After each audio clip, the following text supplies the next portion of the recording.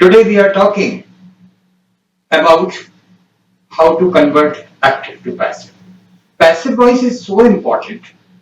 You might have seen it is in the syllabus from 6th class and up to college level we have to learn passive voice. You easily can understand 7-8 years the government forced us to learn passive voice. There are many languages in the world in which all languages has its own abbreviation. If you talk about Hindi,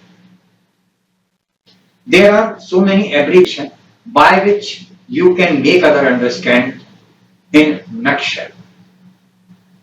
Sometimes it happens when someone comes to your house, you only say or, the reply comes मैं ठीक हूँ यार, तू सुना.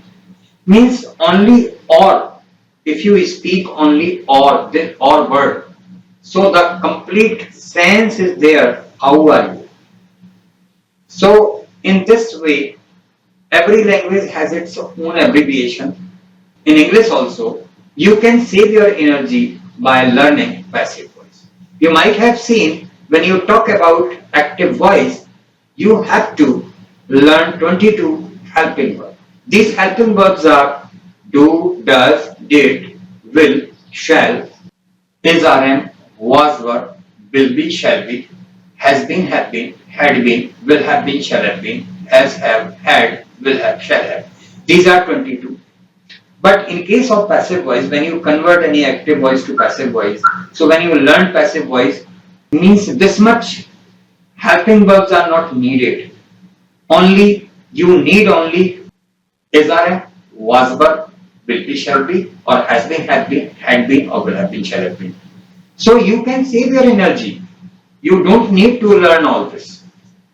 Whether the passive voice is related to present, past, or future, you have to use only this much. Moreover, when you talk about the active voice, you have to use verb first, verb second, verb third, verb fourth. Verb first is used in case of present indefinite and future indefinite. Verb second is used when you talk about past indefinite. Verb third is used in case of perfect tense, or verb 4 means verb first plus ing. This is used in continuous and perfect continuous tenses. But when you talk about passive voice, only verb third is used. Here, only 5 things are important to understand the passive voice. First of all, we use object at the starting of the sentence and subject at the end of the sentence in case of passive voice, or when we convert into passive voice. When we always use by before subject in all passive voice. Verb third form means third form of the verb in all passive voice, and helping verb in case of continuous tense, being is used before third form of the verb. So this is the universal formula: object plus helping verb plus verb third plus by plus subject. Now we are showing you the table of passive voice. This way, these are the formula of passive voice. So you can follow this formula and you can make passive voice without any problem. We would like to share you one thing. Some of the cross signs are here. Why it is so? When helping verb is transferred from one tense to another tense, so that particular tense we will not make the passive voice. Here you might have seen that will be, shall be is used in case of future indefinite tense when we make passive voice. But will be, shall be is not the helping verb of future indefinite. Will be, shall be is the helping verb of future continuous tense.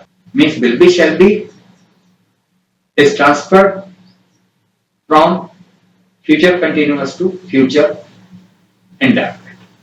So we will not make sentence of future continuous.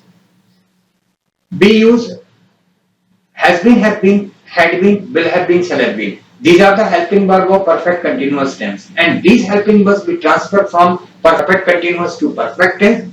That is why we don't make passive voice of present perfect continuous, past perfect continuous, and future perfect continuous.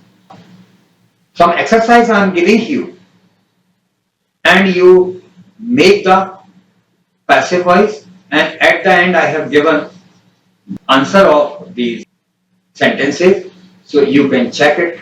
Thank you so much.